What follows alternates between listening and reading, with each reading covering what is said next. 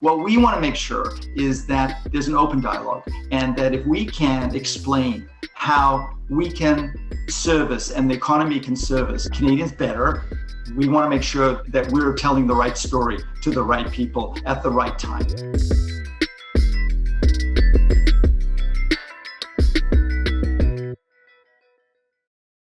Hey, this is Jared Linzen on behalf of Smarter Loans, talking to Gary Schwartz, president of the Canadian Lenders Association. Gary, thanks for being here. Yeah, you're welcome. Excited to chat. So let's start with a little bit of background on the CLA. What is the Canadian Lenders Association, for those who are unfamiliar?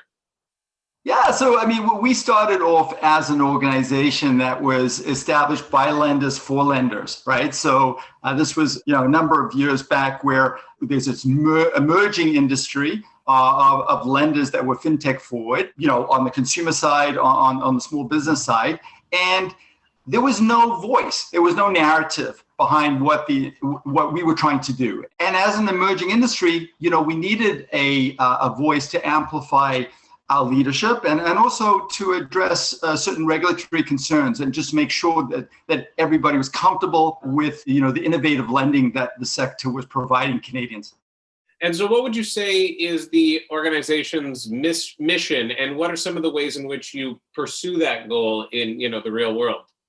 Wow, it's a big question because we have so many exciting goals as an organization, and they've evolved substantially over the years, as you can imagine. We've doubled in size year after year, which I think is in itself a testament to how the sector is growing and becoming a standard part of the Canadian landscape. Our mission, and my personal mission, is to break down these walls that have been in some way established in a very contrived way. Incumbent lenders on one side, and what the incumbent lenders have termed alternative lenders on the other.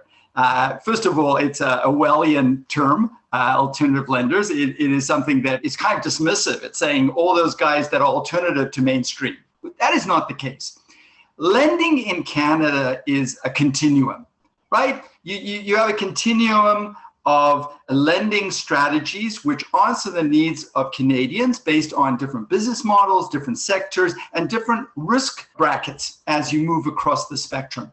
And at the end of the day, our mission is to provide access to capital for Canadians, whether those be consumers or whether those be small businesses. And also, our mandate is to make sure that there's fluidity across this lending landscape, and that we continually nurturing folk that are on maybe the far left of the spectrum, nurturing them to prime, and also facilitating folk that go to maybe some of the incumbent lenders and are outside of their risk appetite to be able to be serviced by our sector. If you don't have that fluidity, then you can't learn, it's not dynamic, and it's not facilitating access to capital for Canadians. The mission is to make sure that that is understood. We are not a payday lending organization, so that is way outside of our sector, but everything to do with installment loans across the spectrum is our remit, and that's our goal to service, whether that be consumer lending, buy now, pay later, automotive, home, FinTech Forward, mortgage, through to small business. And you just mentioned a moment ago that you don't like the term alternative lending. What would you prefer that we use? Well, our sector is FinTech Forward, so I would say FinTech lending is probably the term that I would use. And by the way, when I work with our bank partners, and as you know, BMO is on our board, RBC is a member, all of our bank partners also see themselves as FinTech Forward. There are divisions within those institutions that are changing the way that they lend, to changing the way that they drive digital engagement. And so FinTech lending is really the active and what I would call the future of lending solutioning in the Canadian landscape. I'll take a quick tangent. I've always been in technology. I used to be in telecom. And I remember when the first, smartphone came out, and as you can see, a little gray hair, I'm a little dated. But when the first smartphone came out, people talked about smartphone and mobile. Oh, what was your business? Oh, I'm in mobile, right? And then somewhere along the line, everybody was in mobile and nobody talked about mobile anymore. So right now we talk about fintech lending like smartphones, right? At some point, everything will be fintech driven. That's why it's a continuum of lending. That's why we are paving the way to the way the Canadians will borrow and access credit moving forward. And so ultimately, this appendage, this fintech word will dissolve and everything will be driven by our sector. Well, it's similar to the way in which we no longer use the term mobile banking or online banking. Now it's just banking. There is no difference. Exactly. And that's what we're pushing. Actually, if you go, I know that we're the CanadianLenders.org, but if you go to thefutureoflending.com, guess where it takes you? To the CanadianLenders.org.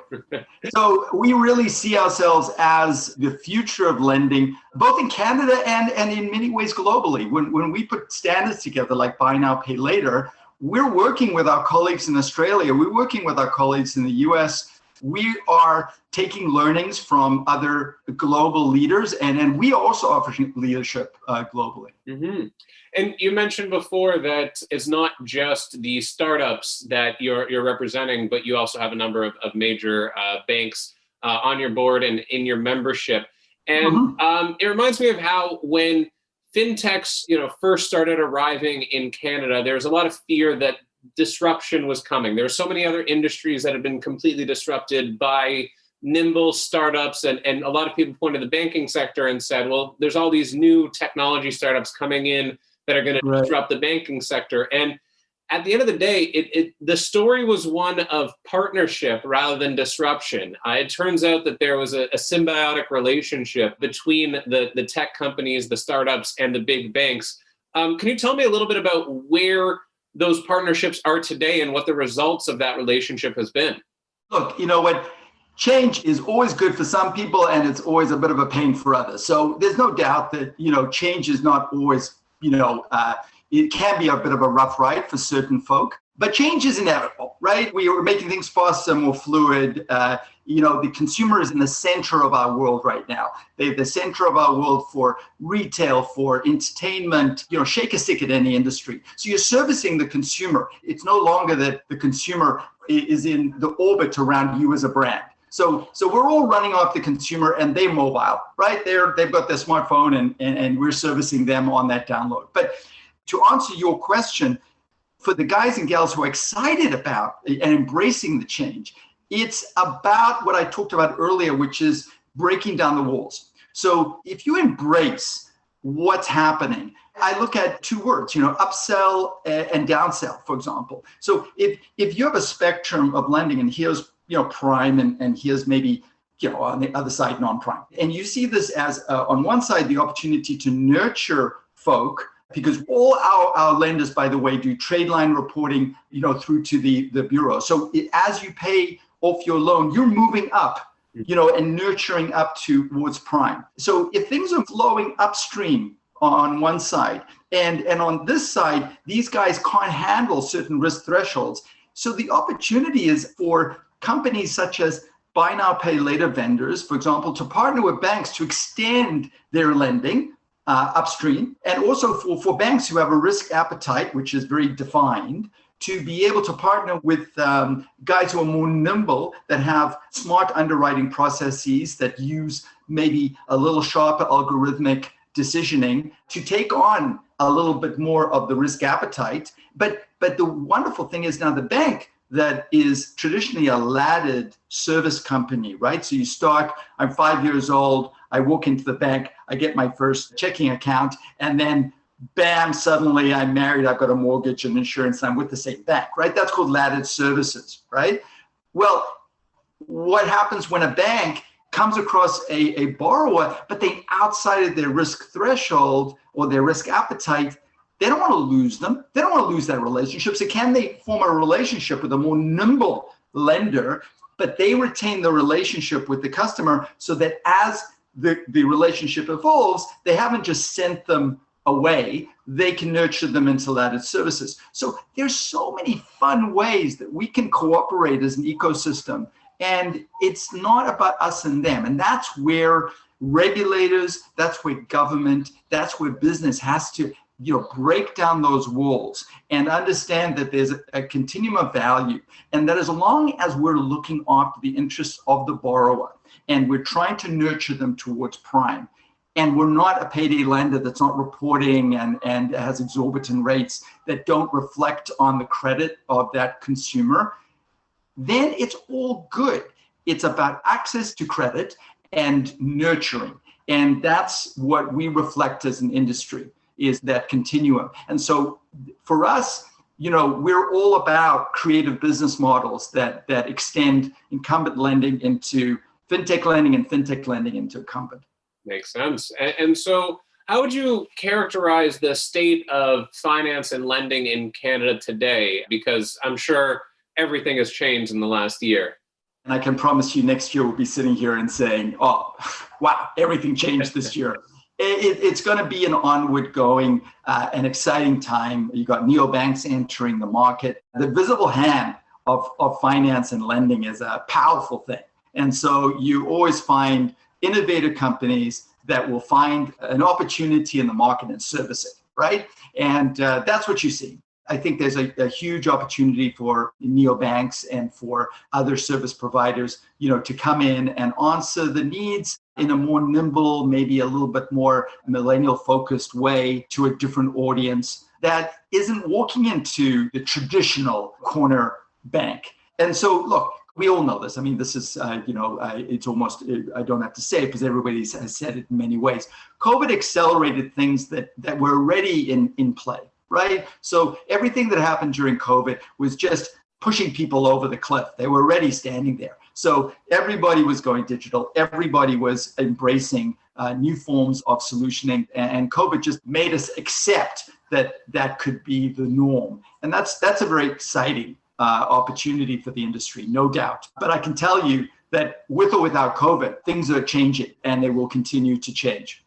Well, you mentioned that lenders are evolving to meet the needs of a new generation of consumers. Millennials today, and I'm sure Gen Z is not too far behind. What would you say are the important characteristics of those generations, the unique needs and expectations that those generations will have, and how will that impact the lending community?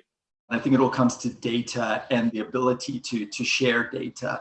Data is the flip side of the lending coin. You have banks that have data because they are leviathans and they have internal data that they can pull. You have the tech leviathans like Shopify, eBay, like Amazon coming in, and they have data because they, on a real-time basis, know everything that their consumers and their merchants are doing. Both of those can decision and accelerate things in silos. The challenge is to make data free in the midriff, right? So otherwise, the fintech community really can't access data in an open, fluid fashion. Now, why I say that in the context of your question is that a millennial or a younger financial consumer assumes that their data is accessible.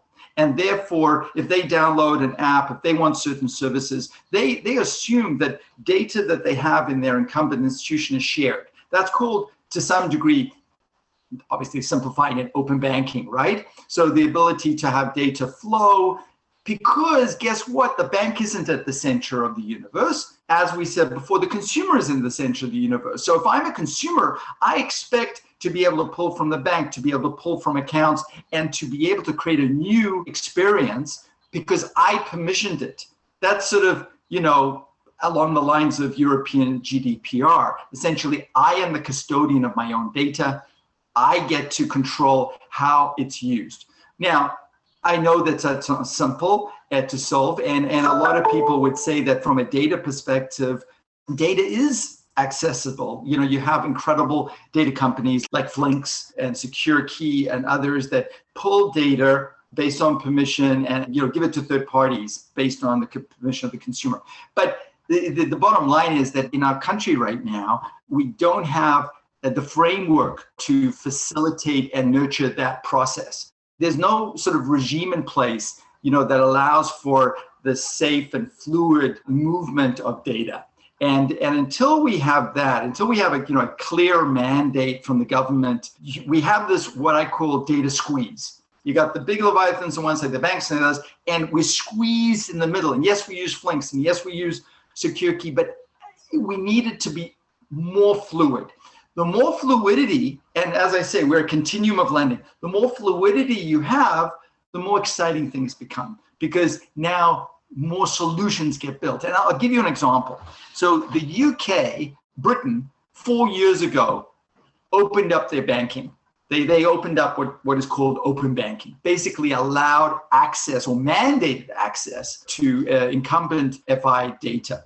And what has happened since then is that the UK has been the beneficiary of nearly half of all fintech investment globally. Why? Well, it's not as my buddy Stephen Bombs from F Data says. It's not that the UK is unique and it has certain tax or certain advantages for fintechs. It's because the data is open, and so now you can access it, you can build solutions, and you can service your constituents more fluidly. That's where we need to get to in Canada.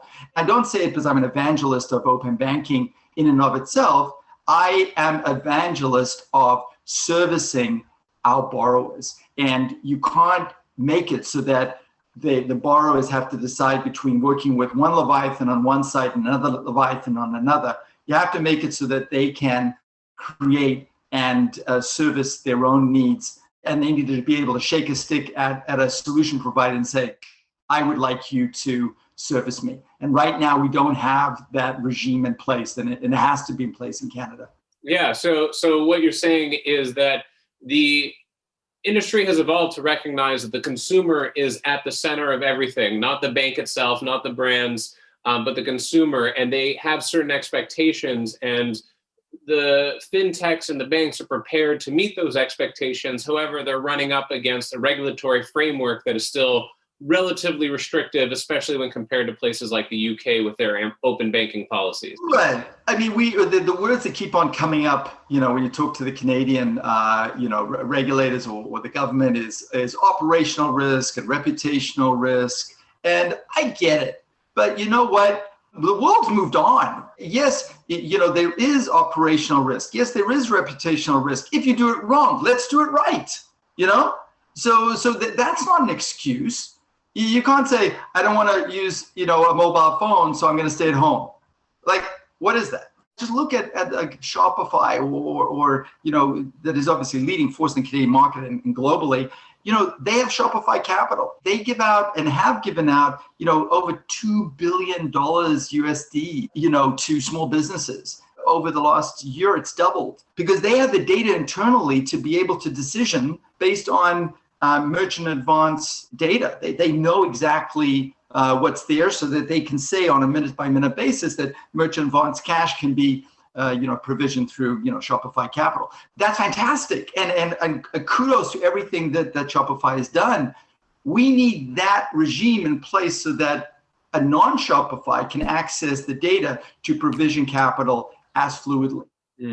On the other side of that, of course, I have to ask, because I know consumers are becoming increasingly aware of and concerned about data privacy. And I think financial data is particularly sensitive.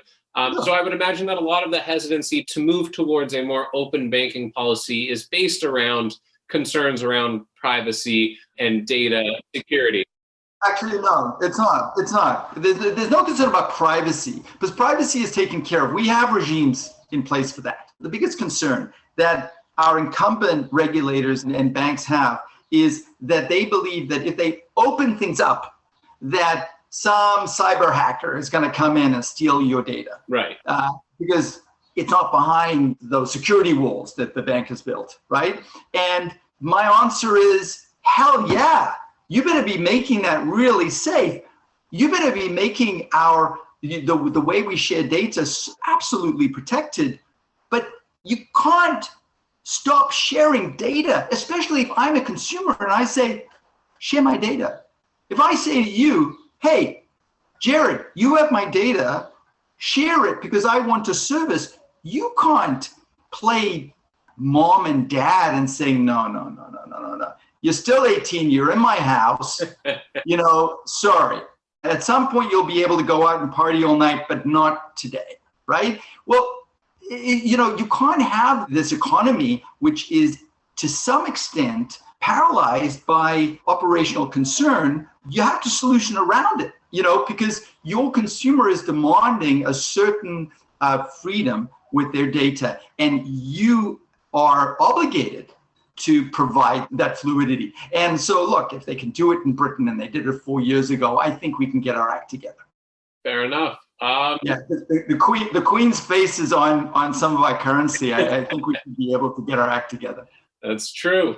And to take a little bit of a turn here in the conversation, just to switch gears for a moment, I wanted to quickly ask you about your own background and how you ended up here. What was sort of your background in the finance space prior to becoming the president of the CLA, and how did you get where you are?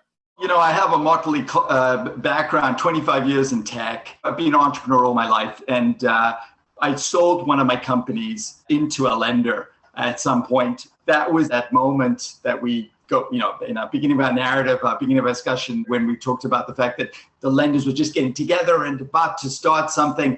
I had the privilege of being able to play a role there. But I have many hats. I play a role globally. I invest and play a leadership role in a number of data tech and fintech companies. And it's exciting for me because I don't see the Canadian Lenders Association as your grandpa's association, right? It is an association, it's a nonprofit, and it's sort of structured the way that any other association is. You have committees and you have policy here and you have leadership there. And we have the largest lending event in Canada that we hold every November. But we are not your traditional association. We are an entrepreneurial extension of the business of our members. And that's because around the table are, wonks like me who say, how do we build something? How do we solution, right? I'll give you one example. So we've dog fooded certain solutions at the CLA that a fintech company would be proud of. Our members came to us a number of years back and said, hey, we have a concern with real-time fraud, right? Well, real-time fraud is tough because, God bless the bureaus, but in many cases, if they are mitigating fraud in real time, there's a bit of more of a focus on incumbent lenders and credit card fraud. And the needs of the lending sector and the fintech sector are a little bit more delayed. How do we mitigate real-time fraud? So we created a consortium. We built this technology. It's called Lenders API, lendersapi.com. You can take a look at it. And we service the needs of the entire CLA ecosystem. And when I say that, as you know from the prior discussion, that's everyone, right? So the whole spectrum of lending. Well, that's fantastic because in real time, we can identify if there's loan stacking, if there are any concerns. But why is that great? Because again, the borrower is at the center of our universe.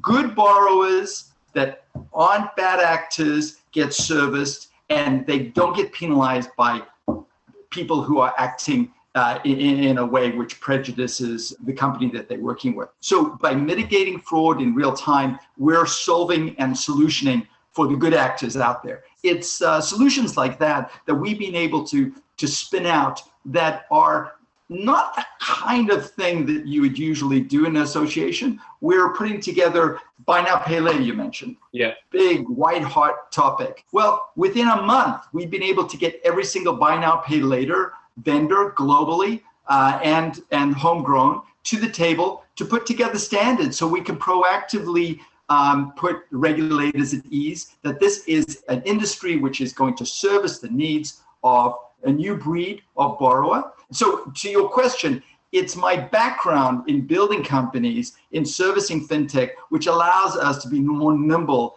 as an association servicing fintechs. It's by entrepreneurs for entrepreneurs. You got it. And as you mentioned previously, you've seen tremendous growth. You said the association's doubled year over year. So what do you attribute that growth and what do you sort of have planned for the next year, for 2022? we service the industry, right? So the industry grows, we get to grow with them. It's a privilege to be in such an exciting economy where I can tell you almost daily companies pop up that are servicing certain needs, whether it be vendors to the industry or whether it be lenders with different business models. And so, we're riding a wave, and yet, we surf well, but without the wave, there'd be nothing, right? So what's exciting for us is the fact that we're doubling every year in size. We are going to be the largest FinTech association in Canada, and we're going to make a huge impact. I have no doubt in that regard. But it's only because the industry is growing so fast, and we're just privileged to be part of an exciting and burgeoning part of our economy.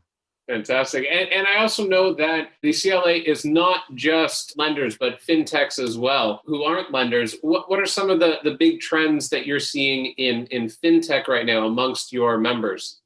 Thank you for bringing that up. So we're not just lenders, we're the lending ecosystem. So it's really any company that supports that lending ecosystem. So if you want to think of it, you have your lenders and they all stripes, right? So we talked about it, every single sort of flavor of lending to every sector. And then you have the lend to lenders, the guys who fund the lenders. And then you have a number of supporting roles in that. And then on the other side, you have all the companies that support the process of lending, whether that be on the digital acquisition side through to algorithmic solutioning for decisioning. At the end of the day, FinTech lending is all about speed and optimization and de-risking.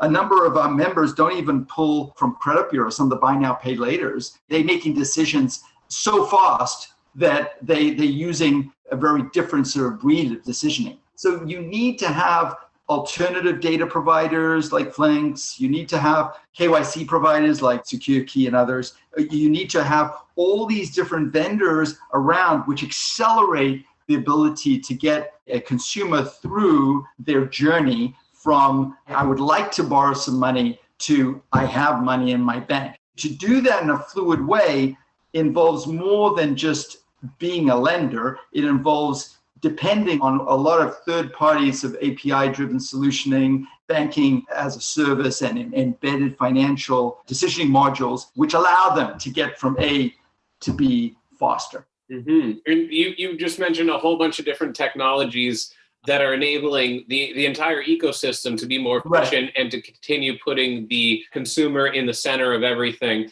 What are some emerging technologies that you're most excited about that you think will have the biggest impact on the industry in the years ahead?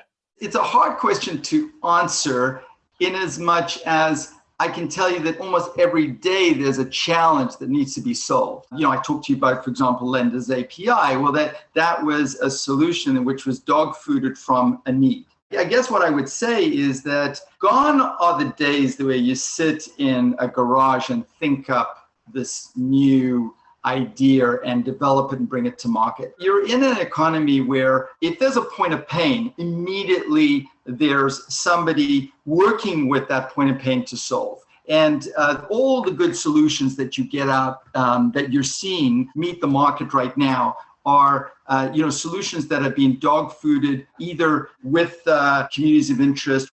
There's one that just popped up, which is a decisioning engine in the automotive sector. Well, it was developed by a dealership owner who had a point of pain and developed a solution around it. So, what are the most exciting solutions? Well, look, I like what obviously a lot of the neobanks are doing. I like obviously the buy now, pay later sector. It's a very dynamic sector, answering the need of borrowers that don't want long-term installment structures that go on in perpetuity. They want something that is a short-term solution for their business, whether they be a gig worker or whether they just need something to tide them over the summer. So again, what's going to be the hot solution in a few months' time is dependent on what is the present need. So to answer you, stay tuned, become part of the community. And on a fortnightly basis, we have webinars that take deep dives into various areas of lending. And we pick thought leaders to be on those panels, and they all free. So just go to lendersevents.com. If you go to lendersevents.com, which is part of the CLA, you'll see all the events that are upcoming. Sign up to all of them, and you'll get much smarter people than me telling you what's going down with the future of lending.com. Well, it sounds like a lot of the future of lending will be determined based on consumer need, again, with the consumer at the forefront, with technology and the development of new tools and capabilities, and then also evolving regulatory landscape and hopefully moving towards open banking. Would you say those are the primary forces pushing the industry forward right now? Without question, you summed it up. And look, you know what? It's all about making sure that everybody understands from a consumer what they can do, facilitating that, absolutely, consumer at the center, making sure that the regulators are aware of what's going on and they don't conflate what happens historically with some, payday lending regime with what we're trying to do with a mature lending industry. And sometimes we face that, right? Folk come in with notions based on assumptions, and then we have to disabuse them. We have to explain how powerful and how essential our services are to Canadians. And our goal is to be transparent, to drive ethical lending, to innovate, and to solve for the consumer or the small business that's at the center of this. And maybe, in the last question, maybe I fumbled a bit because I don't look at solutions. I look at needs. And so really, every day I wake up and I think, what are the borrower needs? And that is where we're focused. And then people innovate. And that's why fluid data, having technology companies at the table, sharing data. We have automotive roundtables. We have buy now, pay later roundtables. We're putting together an AI-driven roundtable. Having people at the table, talking, making sure that there's open dialogue, all of those things will facilitate next-gen solutioning.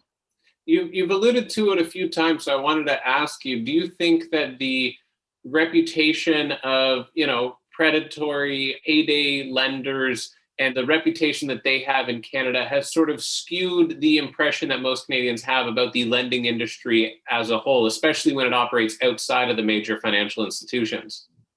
When it's a political football and you're only allowed a soundbite, it's very easy to point a finger at a sector and use the word predatory, for example, because it's easy and it works from a political platform perspective. But the larger narrative is the one I was trying to say is that if you have companies that their mandate is to report credit history, to nurture somebody towards prime, and we have them lined up across this ecosystem, across this continuum of lending, that's an exciting story to tell, but it's not a soundbite. So what we're trying to do is to make sure that it isn't easy, which has been easy for politicians and regulators to conflate payday with the left of center lenders who are in a higher risk profile. So they're answering the needs of people that have high risk. And so, of course, in those situations, it's a very costly endeavor. However, as long as the mandate is to take somebody who may have hit hard times, they may have gone through a divorce, they may have some sort of medical problem in their family, and suddenly they need money to go from here to here. You need to facilitate that.